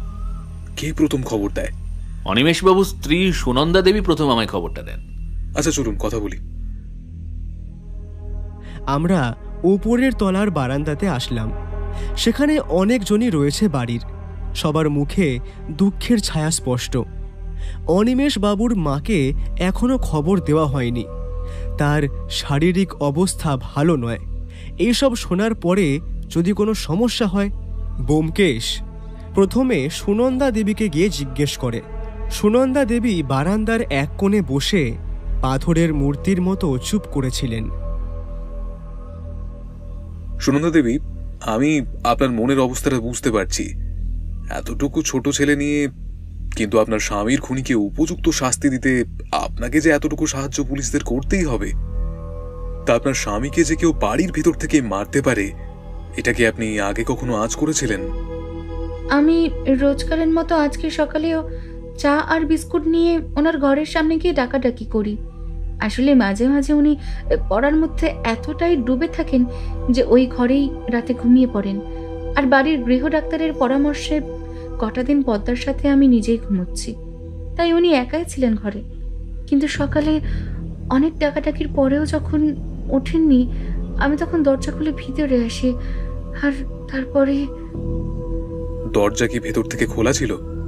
মানে দরজা কি ভেতর থেকে খিল দেওয়া ছিল নাকি কোনোভাবে টেনে বন্ধ করা ছিল? দরজা ভিতর থেকে খোলাই ছিল। আমি হাত দিয়ে ঠেলতেই পাল্লাটা খুলে গেল, কোনো বাধা পাইনি। তা আপনার কি কাউকে সন্দেহ হয়? ওনার কোনো ব্যক্তিগত শত্রুতা বা কোনো ঝামেলা অশান্তি এই কিছুদিনের মধ্যে? না, উনি খুবই সাদাসিধা মানুষ ছিলেন আর সারাদিন নিজের পড়াশোনা নিয়েই থাকতেন। কখনো কারোর সাথে কোনোরকম শত্রুতা হয়েছে বলে তো শুনিনি। সবাই তো ওনাকে ভালোই জানতো। কেন যে ওনার উপর কারো রাগ থাকবে, আমি তো সেটাই বুঝতে পারছি না। আচ্ছা পদ্মা দেবী, আপনার সাথে তো গত 2 রাত আগে একটা ঘটনা ঘটেছিল, তা সেটা পুলিশকে জানিয়েছেন? মানে ঠিক কি হয়েছিল বলবেন? সেদিন আমি আমার ঘরেই ঘুমিয়েছিলাম। প্রায় তখন মাঝরাত। ও ঘরে ঘুমোচ্ছিলাম, আচমকা একটা বালিশ পুরো মুখের মধ্যে চেপে বসতে দেখি। দম আটকে আসছিল, আমি ছটফট করছিলাম। বেকায়দা বুঝে জোরে চিৎকার করতেই সেই হাততাই ঘর থেকে বেরিয়ে চলে গেল সোজা। তার মুখটা আমি দেখতে পাইনি। সারা গা কালো চাদরে মোড়া ছিল। আমার দম বন্ধ হয়ে আসছিল। কোনো মতে হাত পা ছুঁড়ে নিজেকে ছাড়িয়ে নিয়ে আমি চিৎকার করি। আপনি কাউকে সন্দেহ করেন? না, তবে একা বিধবা মেয়ে, অনেকের চক্ষুশূল তো আছি। এ বাড়িতে কার কি যে মনে আছে সেটা বোঝা বড় দায়। বলেই আঁচলে মুখ চাপা দিয়ে কাঁদতে থাকে পদ্মা দেবী। আমরা সিঁড়ি দিয়ে নেমে পাশের করিডোরের দিকে গেলাম। সেখানে পরপর 3টে ঘর। অনিমেষ বাবুর মতোই দেখতে একজন ভদ্রলোক চেয়ারে বসেছিলেন, পাশে একজন কনস্টেবল। সম্ভবত উনি অনিমেষ বাবুর দাদা। আমাদেরকে দেখে তিনি প্রথম শুরু করলেন। আগে আমার নাম প্রমথ দাশগুপ্ত। আমি জানি আপনারা পুলিশের লোক, খোঁজ খবর নেবা, জেরা করা এগুলো আপনাদেরই দায়িত্ব। তাই আমি নিজেই বলছি, যেহেতু আমাদের একটাই দোকান গুপ্তা জুয়েলারি, তাই আপনাদের মনে এই সন্দেহটা থাকতেই পারে যে টাকা পয়সার লোভে আমি আমার ভাইকে খুন করেছি। কিন্তু বললে হয়তো বিশ্বাস করবেন না, টাকা পয়সা নিয়ে ভাইয়ের সাথে আমার কখনোই কোনো সমস্যা হয়নি। আমার বাবা রঞ্জন দাশগুপ্ত খুবই বাস্তববাদী বুদ্ধিমান মানুষ ছিলেন। বাবাই আমাদের 2 ভাইয়ের জন্য জমি জায়গা দোকান বাড়ি সমস্ত কিছু আগে থেকেই সমস্ত পরিকল্পনা মাফিক ভাগ বাটোয়ারা করেই রেখেছিলেন। ফলে বিয়ের পরেই আমরা দুজন আলাদা হয়ে যাই, কোনো অশান্তি ঝামেলা ছাড়াই। কিন্তু আমার ভাই অনিমেষ যথেষ্ট ভালো মানুষ হলেও ভিতরে ভিতরে কিন্তু তেমন ভালো মানুষ নয়। রাতে এসে মদ খেয়ে বউ পেটানো, বাইচি বাড়ি থেকে রাত করে বাড়ি আসা। আগে কিন্তু এমন ছিল না, সারাদিন বই নিয়েই সময় কাটাতো। কিন্তু এই কটা বছর ধরে তার এমন অবনতি। সম্পূর্ণ দোষটা যে আমি আমার ভাই অনিমেষের ঘাড়ে তুলব সেটাও নয়। সুনন্দারও স্বামীর প্রতি তেমন আদর যত্ন নেই। আর ওদিকে পদ্মা, আমার বোন বলে নয়, নিজের স্বামীর সাথে ঘর করতে পারলো না, এক ছেলে নিয়ে চলে এলো এই বাড়িতে। ছেলে যথেষ্ট ভালো পড়াশোনা করে চাকরি করে ইনকামও করলেও পদ্মার লোভ যায় না। বলতেও লজ্জা হচ্ছে নিজের বোনের নামে। কিন্তু সত্যি এটাই, পদ্মার চরিত্রের বেশ কিছু দোষ রয়েছে। তাই সন্দেহটা যে কার উপর করবো আর কার উপর করব না সেটা বলা বেশ মুশকিল। পুলিশের চোখে ধুলো দেওয়া সহজ, কিন্তু পরিবারের হাঁড়ির খবর বাইরের লোক জানবে কিভাবে সাহেব? গতকাল রাতে আপনি কি কোনো শব্দ বা কিছু অস্বাভাবিকতা লক্ষ্য করেছিলেন? মানে আপনার ঘরের ঠিক ওপরেই তো ঘরটা, কোনো কিছু মেঝেতে পড়ার আওয়াজ পাননি? না, আসলে দরজা সবাই বন্ধ করেই ঘুমায়, আর ভাইয়েরা উপরের তলায় আর আমরা নিচের তলায় থাকি, তাই শব্দ তেমন আসে না। আর তাছাড়া কাল রাতে ঘুমটা বড্ড বেশি গভীর হয়েছিল, কোনো আওয়াজই কানে আসেনি। ব্যোমকেশ উঠে চলে আসে ছাদে, সিগারেট খেয়ে চারপাশ ভালো করে ঘুরে ঘুরে দেখে। সে প্রতিটি ইটের ফাঁক আর ছাদের জল বের হওয়ার নর্দমাগুলো খুব মন দিয়ে দেখছিল। তারপর ছাদের একদম কোণায় রাখা নোংরা ফেলার বালতির ভিতর থেকে একটা কাগজ বের করে। সেই কাগজটার জায়গায় জায়গায় কাঁচি দিয়ে কাটা। ব্যোমকেশের মুখে একটা সরু হাসি। সেই হাসিতে কোনো আনন্দ ছিল না, ছিল প্রথম জট খোলার তৃপ্তি। তারপর দেখলাম ব্যোমকেশ পকেট থেকে সেই চিরকুটটা বের করল। অক্ষরগুলো কাঁচি দিয়ে কাটা ম্যাগাজিনের পাতার সাথে হুবহু মিলে গেল। আমি আর রাখালবাবু অবাক হয়ে সেই দিকে তাকিয়ে রয়েছি। এই হলো সেই চিরকুট রহস্য। কেউ পত্রিকা থেকে উপযুক্ত অক্ষরগুলোকে কাঁচি দিয়ে কেটে সাদা কাগজে আঠা দিয়ে জুড়ে জুড়ে লিখেছে, তারপর সময় বুঝে অনিমেষবাবুর বইয়ের মধ্যে ঢুকিয়ে রেখেছে। তার মানে খুনি এই বাড়ির কেউ, সেটা আর বলার অবকাশ রাখে না। ব্যোমকেশের বুদ্ধি দেখে সত্যিই অবাক হলাম। ডাস্টবিনের ময়লার মধ্যে থেকেই কেমন একটা সূত্র বের করে ফেলল। আসলে সত্যি কথা এটাই, কবি তো কবেই বলে গিয়েছেন, যেখানে দেখিবে ছাই উড়াইয়া দেখিও তাই, পাইলেও পাইতে পারো অমূল্য রতন। উপরে কখন এসে সুনন্দা দেবী দাঁড়িয়েছে খেয়াল করিনি। ওনার পরনের শাড়ির আঁচলটা বারবার হাতে জড়াচ্ছিলেন তিনি। ফর্সা মুখটা কেমন ফ্যাকাশে দেখাচ্ছিল, আর কপালে বিন্দু বিন্দু ঘাম। ডিসেম্বরের দুপুরবেলার এই কড়া ঠান্ডাতেও ওনার এই অস্থিরতা স্বাভাবিক বলে মনে হলো না। কিছু বলবেন? আসলে ওনাকে নিয়ে যে কথাগুলো বললাম সকলের সামনে, সেটা হয়তো সত্যি নয়। উনি মদ্যপ অবস্থায় গত সপ্তাহে একদিন আমার ভাসুরের সাথে মারপিট করেন। পরে দোকান থেকে বাকি কর্মচারীরা ওনাকে বাড়িতে পৌঁছে দেন। তাকে সামনে থেকে যতটা ভদ্রলোক বলে মনে হয়, তিনি আদতে ততটা নয়। কেবল রাত হলেই নেশা চাকার দিয়ে ওঠে। মানুষ হিসেবে জ্ঞান থাকে না তখন তার। তা অনিমেষবাবুর এই পরিবর্তনের কথা কি আপনি আগে থেকেই জানতেন? মানে বাড়ির বাকিদের সামনে কি উনি নিজেকে সংযত রাখতেন? বাইরে থেকে কিছুই বোঝার উপায় ছিল না সাহেব। উনি ওনার পড়ার ঘরে ঢুকে পড়লে বাইরের পৃথিবীর সাথে সমস্ত সম্পর্ক ছিন্ন করে দিতেন। কিন্তু গত 1 মাস ধরে ওনার মেজাজ বড্ড খিটখিটে হয়ে গিয়েছিল। তা প্রথম বাবুর সাথে ঝামেলার কারণ কি শুধু পারিবারিক ছিল, নাকি দোকানের ভেতরে অন্য কোনো বিষয় নিয়ে মনোমালিন্য শুরু হয়েছিল? বড় ঠাকুর দোকানের হিসেবপত্র নিয়ে প্রশ্ন তুলেছিলেন, কিন্তু উনি তো হিসেব দেওয়ার ধার ধারতেন না। নেশা করলে ওনার দম্ভ আকাশ ছুঁয়ে যেত। তার এই নেশার কথা বাড়ির আর কে কে জানতো? সবাই জানতো, তবে বাইরে মান সম্মানের ভয়ে কেউ মুখ খুলতো না। উনি নেশা করলে হিতাহিত জ্ঞান হারিয়ে ফেলতেন। গত সপ্তাহের ওই ঝামেলার পর থেকে কি অনিমেষবাবু বাড়িতে অস্বাভাবিক কোনো আচরণ করেছিলেন, বা ওনার পড়ার ঘরের ওপর কি নজরদারি বাড়িয়ে দিয়েছিলেন? হ্যাঁ সাহেব, উনি ও ঘরে কাউকে ঢুকতে দিতেন না। পড়ার ঘরের জানলাগুলো ইদানিং রাত বাড়লে বন্ধ করে রাখতেন। জিজ্ঞেস করলে বলতেন রাস্তার শব্দে ওনার মনোসংযোগ নষ্ট হয়। আচ্ছা, ওনার ওই পড়ার অভ্যেসের আড়ালে কি কোনো নতুন ধরনের আসক্তির কথা আপনার মনে হয়েছিল? যেমন চিঠিপত্র লেখালেখি? ওনার ডেস্কে কালির দাগ আর প্রচুর সাদা কাগজ সব সময় ছড়ানো থাকতো। আমি ভাবতাম দোকানের কাজ করছেন হয়তো, কিন্তু উনি তো হিসেবপত্র ডায়েরিতে লিখতেন না। উনি কি রাতে দোকান থেকে সোজাই যেতেন আড্ডার থেকে? হ্যাঁ, আসলে উনি বাড়ি আসতেন না, শুধু আমার ভাসুর ঠাকুর বাড়ি আসতেন। উনি এসে ওনার পড়ার ঘরে চলে যেতেন। কত রাত অবধি পড়তেন আমি জানি না। পড়ার ঘরের দরজা কি উনি সব সময় ভেতর থেকে বন্ধ রাখতেন, নাকি কেউ সেখানে যাওয়ার অনুমতি পেত? না, ঘরে কারোর ঢোকা বারণ ছিল। ঝাড়পোছ করার সময়টুকু ছাড়া উনি নিজের ঘরটা নিজের দখলেই রাখতেন। আচ্ছা, ওনার পড়ার ঘর থেকে কি কখনো কোনো বিশেষ ধরনের সুগন্ধ পেতেন? মানে কোনো বিদেশি সেন্ট বা আতর জাতীয় কিছু? হ্যাঁ সাহেব, ইদানিং ও ঘরের বাতাসে একটা তীব্র গন্ধ থাকতো। আমি জিজ্ঞেস করলে উনি বলতেন ধূপকাঠির গন্ধ, কিন্তু ধূপের কোনো চিহ্ন ঘরে থাকতো না। আশা করছি আগামীকালের মধ্যেই আপনার স্বামীর খুনি ধরা পড়ে যাবে। পোস্টমর্টম রিপোর্টটা শুধু আসতে দিন, কারণ পোস্টমর্টম রিপোর্টে ওনার রক্তে অ্যালকোহলের পরিমাণ কতটা ছিল তা জানা জরুরি। এতে বোঝা যাবে ঘটনার সময় উনি নিজের শরীরের ওপর নিয়ন্ত্রণ রাখতে সক্ষম ছিলেন কিনা। রিপোর্ট কি ওনার মৃত্যুর সময় আর কারণ বলে দিতে পারবে? হ্যাঁ, অবশ্যই। মাথায় ওই আঘাত লাগার আগে ওনার সাথে কেউ ধস্তাধস্তি করেছিল কিনা তার চিহ্ন রিপোর্টে স্পষ্ট হয়ে উঠবে। শরীরের প্রতিটি জখম এক একটা গল্প বলে।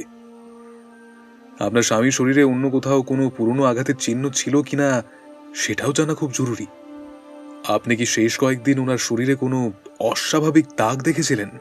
আমি ওনার কাছে খুব একটা যেতাম না সাহেব, তবে ওনার মিজাজ আগের চেয়ে অনেক বেশি রুক্ষ হয়ে গিয়েছিল। সেদিন আমরা বাড়ি থেকে বেরিয়ে আসছিলাম, কি মনে হতে ব্যোমকেশ আবার একবার গেল অনিমেষ বাবুর ঘরটা দেখতে। নিজে বেশ কিছুক্ষণ ভালো করে ঘরটা দেখার পরে আমাদের সবাইকে ডেকে বলে, রাখালবাবু, এদিকে দেখুন, খাটের পায়ের কাছে রক্ত লেগে আছে, আর এই পায়ের এখানে মূর্তির মতো শক্ত কাঠের কিছু একটা করা। অবশ্য পুরনো দিনের পালঙ্কে এমন নকশা নতুন কিছু নয়। সম্ভবত এইখানে মাথায় আঘাত লেগে মৃত্যু হয়েছে। আর ফুলদানিটা, ওটা ধস্তাধস্তির ফলে ভেঙেছে। আচ্ছা রাখালবাবু, ফুলদানিটা কোথায় ভেঙে পড়েছিল? এই তো এই জানলার কাজটাতেই পড়েছিল। আর অনিমেষ বাবুর মৃতদেহ পড়েছিল খাটের পায়ের কাছে, আর ফুলদানিটা ছিল জানলার কাছে পড়ে। তার মানে এটা স্পষ্ট বোঝাই যাচ্ছে যে ফুলদানি আর অনিমেষ বাবুর মধ্যে দূরত্ব অনেকটাই। তাই কোনোভাবেই ফুলদানির আঘাতে মৃত্যু হয়নি, ওটা ধস্তাধস্তির সময় কেউ ছুঁড়েছিল। রাখালবাবু, জানলার পাশে ওই ভাঙা ফুলদানির টুকরোগুলো দেখুন, ওগুলো পর্দা আর দেওয়ালের কোণে ছড়িয়ে আছে। এটা প্রমাণ করে যে ফুলদানিটা কাউকে লক্ষ্য করে ছোঁড়া হয়েছিল, কিন্তু তার লক্ষ্যভ্রষ্ট হয়ে জানলায় লেগে ভেঙে যায়। তার মানে খুনি এবং অনিমেষ বাবুর মধ্যে ঘরের দুই প্রান্তে দাঁড়িয়ে বচসা চলছিল।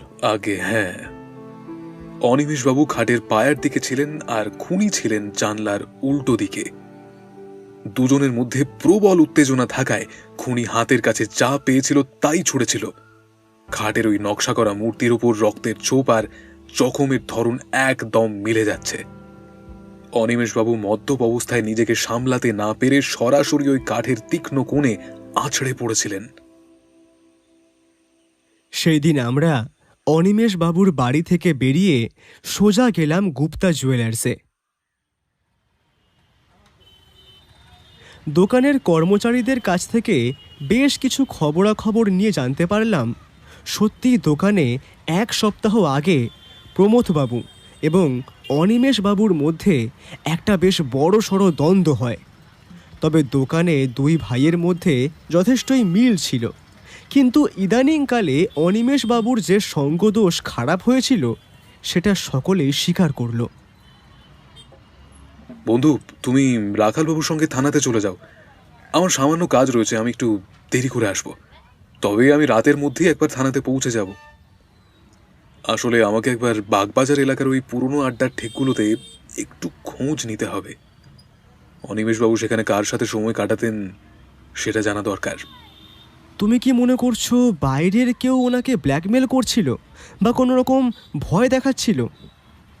আমি শুধু দেখতে চাইছি ওনার ওই গোপন চিঠিপত্রগুলো কোথা থেকে আসতো এবং সেগুলো কার স্বার্থে আঘাত হানছিল। আমি বেশ বুঝতে পারলাম ব্যোমকেশ আমাকে ছাড়াই একাই কোনো জায়গাতে যেতে চায়।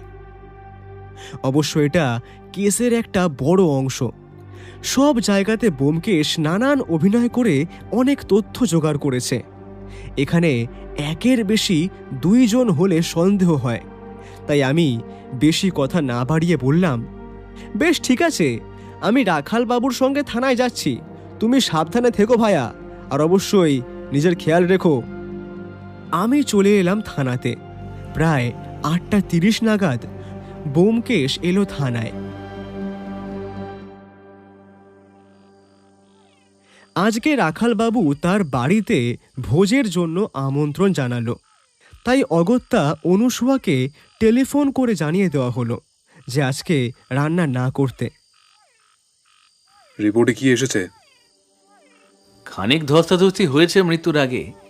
বডিতে ঘাড়ে নখের কিছু আঁচড়ের দাগও পাওয়া গেছে। তারপর মাথায় আঘাত লেগে মৃত্যু হয়েছে। আর হ্যাঁ, শরীরে অ্যালকোহল পাওয়া গেছে। আচ্ছা, এই আঁচড়ের দাগগুলো কি ঘাড়ের দুপাশে গভীর ছিল? আর ওনার নখের কোনায় কি কোনো কাপড়ের আঁশ পাওয়া গিয়েছে যা ওনার নিজের জামার সাথে মেলে না?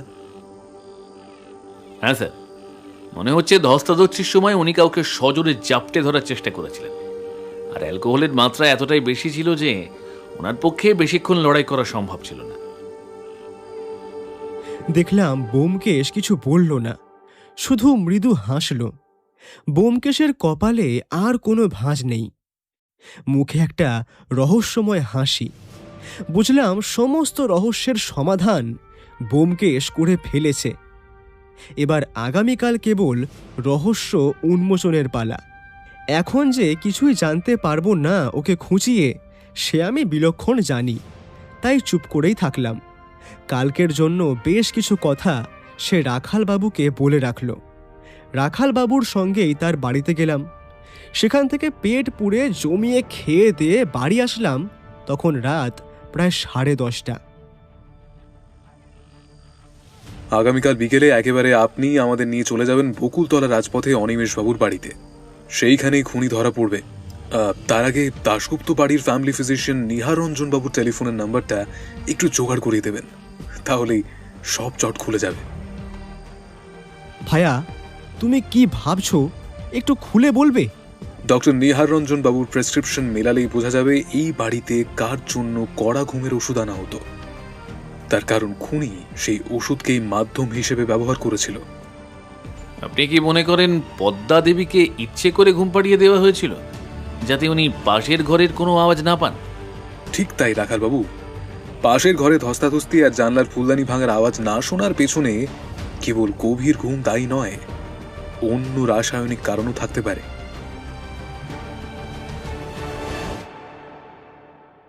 বাড়িতে আসার সঙ্গে সঙ্গেই বুঝতে পারলাম হাওয়া গরম। বৌঠান রেগে না খেয়ে বসে রয়েছে। বলি হারি তোমাদের, ঠাকুরপো আর তুমি দুটোতে মিলে সেই সকালে বেরিয়ে রাত 10টায় ঢুকলে। এবার আমি সত্যি সত্যি দাদার বাড়ি চলে যাব। আহা, কেন ছেলে মানুষে করছো? কেন করবো না? তোমরা দুটিতে মিলে খুনে তদন্ত করবে, আর আমি মেয়ে বলে আমি কিছু করব না? নিজের বাড়ির অন্দরের ভেতরে কি ঘটছে তা দেখার আমার জো নেই। আর তোমরা আমাকে শুধু রান্নার যোগান দেওয়ার জন্যই বসিয়ে রেখেছো, তাই না? বাড়ির মহিলারা কি কিচ্ছু বোঝে না? আরে রাগ করবেন না বৌঠান, আগামীকালের আসল রহস্য উন্মোচনের সাক্ষী তো আপনি হবেন। তাহলে বলো তো, কোনো পেন্সিল ছাড়াই তোমার আকৃতি কিভাবে বানাবে? বড্ড সহজ, ধুলো পড়া মেঝেতে শটান হয়ে শুয়ে পড়বো। বাহ বাহ, এই না হলে তুমি আমার যোগ্য স্ত্রী? হ্যাঁ, আচ্ছা আচ্ছা, চলো আজকের শাস্তি স্বরূপ আর তোমার এই ধাঁধার উত্তর সঠিক দেওয়ার জন্য কাল আমাদের সাথে তুমি অনিমেষবাবুর বাড়িতে থাকবে, আর সেখানেই আমার মুখ থেকে শুনবে এই এত বড় রহস্যের সমাধান। তবে মনে রেখো অনুসুয়া, রহস্যের সমাধান সবসময় আনন্দদায়ক হয় না। অনেক সময় সত্যের মুখচ্ছবি এতটাই বিভৎস হয় যে তা আমাদের সাধারণ মানুষের কল্পনার বাইরে। তৈরি থেকো এক কঠিন সত্যের মুখোমুখি হওয়ার জন্য। সত্যি? চলো ঘুমাবে, এসো। বৌঠানের মুখে আবার হাসি ফুটে উঠল। সত্যি ব্যোমকেশের তুলনা হয় না। যেমনভাবে বৌঠান রাগ ভাঙাচ্ছে, ঠিক তেমনই কত সুন্দরভাবে জটিল থেকে জটিলতর কেসের সমাধান এক নিমেষে করছে। কিন্তু ব্যোমকেশের কেন যে দাশগুপ্ত বাড়ির ফ্যামিলি ফিজিশিয়ানের দরকার পড়ল তা বুঝলাম না। জানলার বাইরে তখন কুয়াশা ঘনীভূত হচ্ছে। শীতের রাতের নিস্তব্ধতা যেন কোনো গভীর সত্যকে আগলে রাখার চেষ্টা করছে। পাশের ঘরে ব্যোমকেশের উত্তেজিত পদচারণা থামলেও আমি জানি ওর মস্তিষ্ক তখনও বিরামহীনভাবে কাজ করে চলেছে। গোয়েন্দার মন তো সহজে শান্ত হয় না যতক্ষণ না শেষ সুতোটি জটমুক্ত হচ্ছে। রহস্য সমাধানের কথা মনে করে বেশি রাত না করেই ঘুমিয়ে পড়লাম। পরের দিন সকালেই ব্যোমকেশকে দেখলাম কার সঙ্গে যেন টেলিফোনে কথা বলছে। কথা শুনে বুঝতে পারলাম এটা দাশগুপ্ত বাড়ির ফ্যামিলি ফিজিশিয়ান নিহার রঞ্জন বাবু। মনের মধ্যে কৌতূহল থাকলেও তাকে চেপে রাখলাম, কারণ আজকে বিকালেই পাবো উত্তরটা।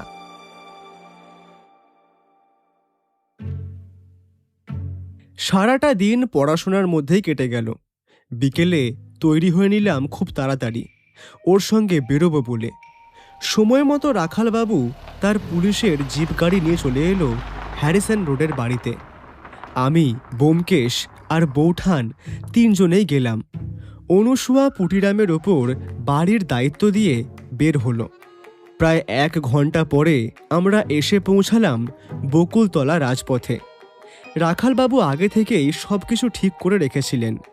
সেই মতো পরিবারের সবাই বৈঠকখানায় বসেছিল। আমরা গিয়ে বসলাম সবার সঙ্গে বৈঠকখানাতেই। সবার মুখ এক্কেবারে থমথমে, ভয় মাখা। ব্যোমকেশ বলতে শুরু করলো। প্রথম দাশগুপ্ত বাবু অর্থাৎ অনিমেষবাবুর দাদার সাথে অনিমেষবাবুর দোকানে বেশ হাতাহাতি হয়েছিল সপ্তাহখানেক আগেই। এর দরুন রাগ হলেও পরে নিজেরা ভুল বুঝতে পেরে অন্যায় স্বীকার করে নেয়। আসলে দুই ভাইয়ের মধ্যে ভাগাভাগি হলেও মিল ছিল, তাই এই সন্দেহ থেকে প্রথম বাবু পুরোপুরি বাদ। বাকি থাকলো পদ্মা দেবী আর সুনন্দা দেবী। পদ্মা দেবী, আপনি আপনার দাদাকে খুবই ভালোবাসতেন। আপনি ঠিকই আন্দাজ করতে পেরেছিলেন যে আপনার ছোড়দার মৃত্যু আসন্ন এবং সত্যিই আপনার ছোড়দা খুন হতে পারে। তাই বুদ্ধি করে বাড়িতে আনা খবরের কাগজ থেকে অক্ষর কেটে কেটে একটা চিরকুট বানিয়ে দিয়ে রেখে আসলেন অনিমেষবাবুর বইয়ের বুকমার্কের নিচে, যাতে এই বই পড়ার প্রথমেই চোখে পড়ে সেটা। পদ্মা দেবী, আপনি যখন সেই বেনামি চিঠি লিখেছিলেন তখন একবারও কি ভেবেছিলেন যে আপনার এই সতর্কতা আপনার দাদার কোনো কাজে আসবে না? বরং আপনার ভয়টাই খুনিকে সুযোগ করে দিল নিজের রাস্তা পরিষ্কার করতে। আপনি জানতেন খুনিকে, কিন্তু সাহসে কুলোয়নি সরাসরি তাকে পুলিশের হাতে তুলে দিতে। বিশ্বাস করুন, আমি শুধু ছোটদাকে বাঁচাতে চেয়েছিলাম। আমি বুঝতে পেরেছিলাম এই বাড়িতে কোনো একটা ষড়যন্ত্র দানা বাঁধছে, কিন্তু নিজের লোকের বিরুদ্ধে আমি কি করে আঙুল তুলতাম। পদ্মা দেবী, আপনি সতর্ক করতে চেয়েছিলেন শুধুমাত্র আপনার দাদাকে।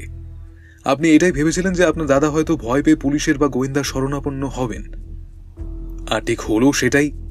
অনিমেষবাবু ভয় পেয়ে ছুটে আসলেন আমার কাছে। কিন্তু আসল খুনি হয়তো জানতই না যে এমন কিছু চিরকুট গিয়েছে অনিমেষবাবুর কাছে। পদ্মা দেবী, আপনি হয়তো সন্দেহ করেছিলেন কেবলমাত্র, কিন্তু আপনার সন্দেহ সঠিক ছিল।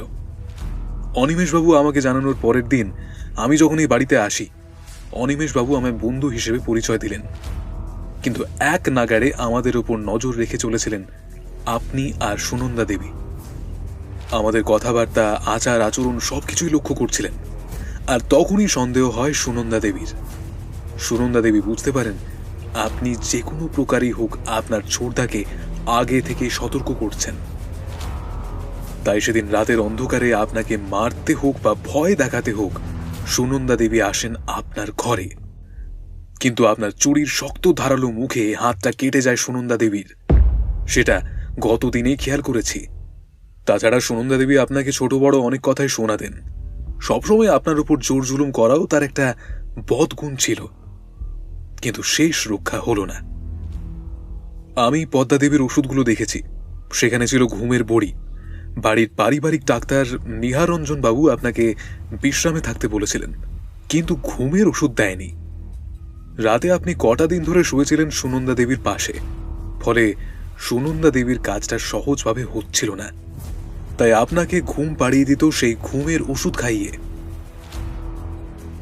সুনন্দা দেবী, আপনি হয়তো ভেবেছিলেন ডাক্তারবাবুর ফাইলে আপনার রোগের ইতিহাস চাপা থেকে যাবে, কিন্তু নিহারঞ্জন বাবুর সাথে কথা বলে আমি যেটা জানতে পারলাম তা বেশ চমকপ্রদ। আপনার সেই তীব্র আলসারের যন্ত্রণা আর এই স্মৃতি, এই দুটোই আপনার প্রতি আপনার স্বামীর ঘৃণা বাড়িয়ে দিয়েছিল। সেই ঘৃণা থেকেই আপনার মনে প্রতিশোধের আগুন জ্বলছিল। আপনি জানতেন অনিমেষ বাবু রাতে কখন আর কার জন্য চিঠি লেখেন। চুপ করুন আপনি। বাইরের লোক হয়ে কি বিচার করবেন আপনি আমাদের সংসারের?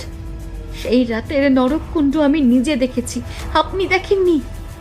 আসলে আমি খোঁজ নিয়ে জানতে পেরেছি অনিমেষ বাবুর ইদানিং কালে বেশ কিছু খারাপ অভ্যেস দেখা গিয়েছিল। তার মধ্যে একটি হলো নারী সঙ্গ আর অপরটি মদ। দুটোই যে একটি মানুষকে একেবারে শেষ করে দেয় তার আসল নমুনা অনিমেষ বাবু নিজেই। কলকাতার বাগবাজার মোড়ে থিয়েটার দেখতে গিয়ে মাধবীলতার সাথে আলাপ হয় অনিমেষ বাবুর। মাধবীলতা এই থিয়েটারেই কাজ করে, নাচিয়ে হিসেবে কাজ তার পেশা। প্রায় বেশিরভাগ দিন রাতেই মদ্যপ হয়ে অনিমেষবাবু যেতেন মাধবীলতার কাছে। গতকাল আমিও গিয়েছিলাম মাধবীলতার কাছে অনিমেষবাবুর সম্পর্কে খোঁজ নিতে। সেখান থেকেই সব থেকে বেশি তথ্যগুলো জানতে পারি আমি। আমার ধারণা সুনন্দা দেবী আপনিও জেনে ফেলেছিলেন মাধবীলতার সম্পর্কে, তাই জোর করলেন অনিমেষবাবুকে স্বীকার করার জন্য, কিন্তু তিনি করলেন না। আপনি চাইলে মাধবীলতার ঠিকানা সংগ্রহ করে সেখানে গিয়ে তাকে শাসিয়ে আসতেন, কিন্তু প্রেমের চিঠি যে কোথায় লুকিয়ে রাখতেন অনিমেষবাবু সেটা তিনি ছাড়া কেউই জানেন না। কিন্তু যখন ধৈর্যের বাঁধ আপনার ভেঙে যায় সুনন্দা দেবী, তখনই আপনি ঠিক করেন অনিমেষবাবুকে এবার হত্যা করতেই হবে। তাই সেদিন রাতে আপনি পদ্মাকে ঘুমের ওষুধ খাইয়ে ঘুম পাড়িয়ে দিয়ে চুপি চুপি এসে লুকিয়ে থাকলেন অনিমেষবাবুর খাটের তলায়। আপনি জানতেন রাত হলেই পড়ার ফাঁকে মাধবীলতাকে চিঠি লেখেন অনিমেষবাবু। খাটের তলায় বসে আপনি দেখছিলেন আপনার স্বামী আপনার চোখের সামনে অন্য কোনো মেয়ের প্রেমে মশগুল হয়ে চিঠি লিখছেন। সেই মুহূর্তে আপনি কি নিজেকে সামলাতে পেরেছিলেন, নাকি আপনার আলসারের যন্ত্রণার চেয়েও আপনার অপমানের যন্ত্রণা বেশি হয়ে দাঁড়িয়েছিল? আপনি যখন বেরিয়ে আসলেন, অনিমেষবাবুর নেশা চুর হয়ে গিয়েছিল আপনাকে হঠাৎ সামনে দেখে। আপনি খাটের নিচ থেকে উঠে অনিমেষবাবুর লেখা চিঠি থেকে ঠিকানা দেখার জন্য চিঠি নিয়ে বেশ ধস্তাধস্তি করলেন। রেগে গিয়ে ছুঁড়ে মারলেন কাঁচের ফুলদানিটা। জানলার কাছে গিয়ে সেটা ভেঙে গুড়িয়ে যায়, আর আপনার হাতের ঠেলায় আচমকা মদ্যপ অবস্থায় অনিমেষবাবুর টাল সামলাতে না পেরে পড়ে যান, আর মাথায় খুব জোরে আঘাত পান খাটের নিচে মোটা কাঠের মূর্তিগুলোতে। রক্তক্ষরণের মাধ্যমে তৎক্ষণাৎ মৃত্যু ঘটে। কিন্তু আপনি বেশ ভালো মনের মানুষ, যতই যাই হোক নিজের স্বামীর কেচ্ছা কাহিনী বাইরে জানাতে চাননি, আর তাই চিঠিগুলো সরিয়ে রাখলেন। বড্ড কষ্ট পেয়ে মেরে ফেললেন অনিমেষবাবুকে। এই রোগে সত্যিই নিজের স্বামীর ভালোবাসা দরকার ছিল। কি ডাক্তার নিহারঞ্জন বাবু, বলুন। ডাক্তারবাবু দুই দিকে সম্মতিসূচক মাথা নাড়লেন। আসলে সুনন্দা দেবীর বেশ কয়েকটি রোগ ছিল। তার চামড়ায় সাদা সেতি রোগ ধরা পড়েছিল, সাথে ছিল আন্ত্রিক আলসার। যন্ত্রণা কষ্ট মনের মধ্যে পুষে রাখতেন, কিন্তু বাইরে থেকে ভালো মানুষের পোশাক পরা অনিমেষবাবু কিন্তু এর উল্টোটা করলেন। নিজের স্ত্রীর এই রোগের কথা জানতে পেরে স্ত্রীকে ঘেন্না করতে থাকলেন ধীরে ধীরে। তখনই পরিচয় ঘটে মাধবীলতার সাথে। নিজের স্ত্রীর জন্য ভালো ডাক্তার বুদ্ধি কিছুই দেখালেন না। বাড়ির ডাক্তার নিহাররঞ্জন মাঝে মাঝে দু একটা ওষুধ লিখে দিতেন আলসারে প্রচন্ড যন্ত্রণা হলে। মনের দুঃখ নিয়ে নিরাদর বিধবা ননদিনীর সাথে সংসার আর হতাশা ধীরে ধীরে রাগে পরিণত হলো আপনার কাছে সুনন্দা দেবী, আর তার জন্যই খুনটা করে বসলেন। সুনন্দা দেবী, আপনি মৃতদেহ সরাননি কারণ আপনি জানতেন এই মৃতদেহে খুনের কোনো সরাসরি চিহ্ন নেই। আপনি ভেবেছিলেন মাথায় আঘাতটাকে দুর্ঘটনা বলে চালিয়ে দেবেন, কিন্তু আপনি ভুলে গিয়েছিলেন একজন গোয়েন্দার চোখ সেই ক্ষতটাকে মেপে নিতে জানে, যা কোনো ডাক্তারও গুরুত্ব দেয় না। ওই কাঠের মূর্তিতে লেগে থাকা রক্ত আর আপনার হাতে কাটার দাগ, দুটোই আজ সত্যি কথা বলছে। কি ঠিক বললাম তো সুনন্দা দেবী? সুনন্দা দেবী মাটি দিয়ে ধপ করে বসে পড়ে কাঁদতে কাঁদতে বললেন, কি করব আপনারাই বলুন আমাকে। আমাকে স্ত্রী করে এই বাড়িতে নিয়ে এসেছিল, কিন্তু আমার পাশে কখনোই থাকেনি সে। কোনো কিছু বলতে গেলেই আমাকে ধরে পেটানো, মদ্যপ অবস্থায় মুখের অশ্রাব্য গালি, আর সাথে নতুন মেয়ে মানুষ তো জুটিয়েছিলেন। আমিও সহ্য করতে পারছিলাম না এত যন্ত্রণা। অন্তত এই সময় একটা মেয়ের স্বামীর আদর ভালোবাসা চায়। আমি তো কোনো ভুল করিনি। ঠিক যতটা কষ্ট আমি পেয়েছি ততটা কষ্ট সে মোটেও না পেয়ে চলে গেল। সেদিন আমি তাকে খুন করতে যাইনি, আচমকা আমার হাতে লেগে সে মারা যায়। তবে তবে ভালোই হলো, নিহার ডাক্তার জবাব দিয়ে দিয়েছেন আমি আর বেশি দিন নেই। আমি চলে গেলে আমার ছেলেটাকে তোমরা দেখো। এখন আর সময় নেই, পেটের অনেকটাই তো নষ্ট হয়ে গেছে আমার, খিদে পায় না আজকাল আর। তার উপর এখন খুনির তকমা পাওয়া। আমি তো আর 5টা মেয়ের মতোই সংসার করতে এসেছিলাম। কেন হলো আমার সাথে এটা বলতে পারবেন আপনারা? জানি জানি এগুলো বলতে পারবেন না, আমায় দয়া করে নিয়ে যান আপনারা। পদ্মা, পদ্মা রে, তোর সাথে আমি অন্যায় করেছি, আমাকে ক্ষমা করিস বোন, ক্ষমা করিস। খুনের পেছনে যতই বড় ট্র্যাজেডি থাকুক সুনন্দা দেবী, আইন তাকে অপরাধ হিসেবেই গণ্য করে। চলুন, আপনার মতো একজন অভাগী নারীকে হাতকড়া পরানোর রুচি আমার নেই, তবে পুলিশি হেফাজত আপনি এড়াতে পারবেন না।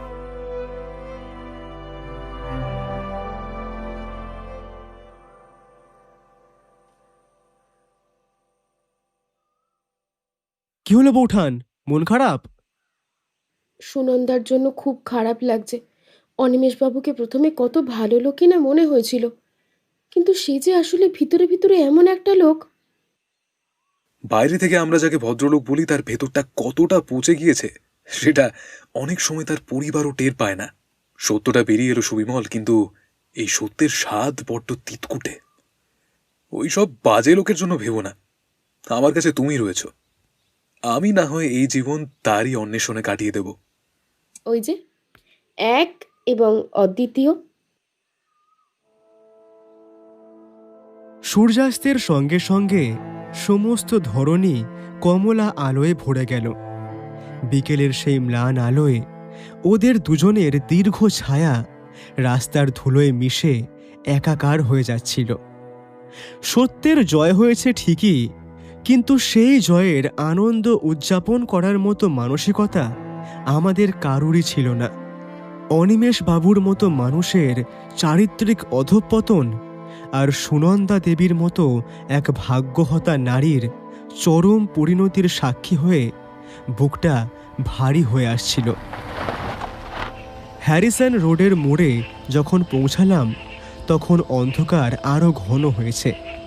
ভাবছিলাম অপরাধী হয়তো শাস্তি পেল, কিন্তু যে সামাজিক ব্যাধি আর অবহেলা একজন মানুষকে খুনিতে রূপান্তরিত করে, তার চিকিৎসা কি কোনো দিন সম্ভব হবে? ব্যোমকেশ হঠাৎ দাঁড়িয়ে পড়ে আকাশের এক কোণে উদিত শুক তারাটির দিকে তাকালো। ওর শান্ত চোখের মণিতে তখন কোনো এক অপ্রাপ্তির বেদনা খেলা করছিল। আমি বুঝলাম, জীবনের এই জটিল সমীকরণে গোয়েন্দা কেবল একটি উপলক্ষ মাত্র। আসল রহস্য তো মানুষের রক্ত মাংসের হৃদয়েই আজীবন বন্দি থেকে যায়। সামনে ব্যোমকেশ আর বৌঠান একসাথে, আর পিছন পিছন আমি হাঁটছিলাম। একটা মন খারাপ করা অনুভূতি বারবার এসে গলার মধ্যে চেপে ধরছিল। আবারও একবার ব্যোমকেশের প্রতি শ্রদ্ধায় আমার মাথাটা নত হলো।